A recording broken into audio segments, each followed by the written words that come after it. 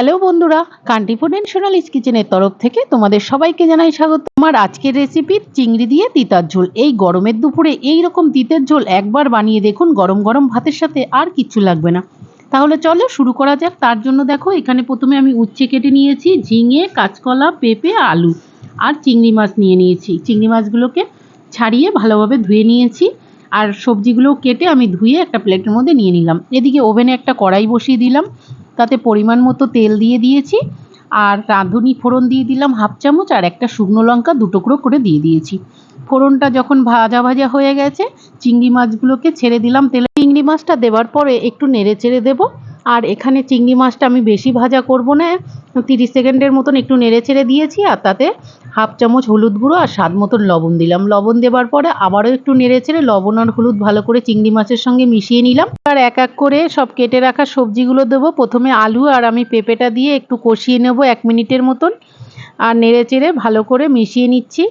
এটা 1 মিনিট হয়ে গেলে এবার উচ্ছেটা আর কাঁচকলাটা দিয়ে দেবো। সব উচ্ছেগুলো দেখো আমি এই লম্বা লম্বা করে কেটে নিয়েছি।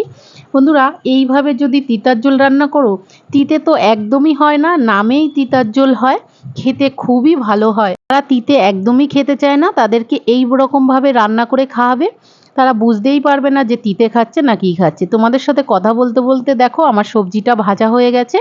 এবার এখানে আমি খুব সামান্য অল্প করে মশলা দিয়েছি। এখানে আদা বাটা দিয়েছি, জিরে বাটা আর কাঁচা লঙ্কা বাটা 1/2 চামচ করে সব দিয়েছি। মশলাটা ভালোভাবে কষিয়ে নিলাম সবজির সাথে। তারপরে ঝিঙেটা দিয়ে দিলাম।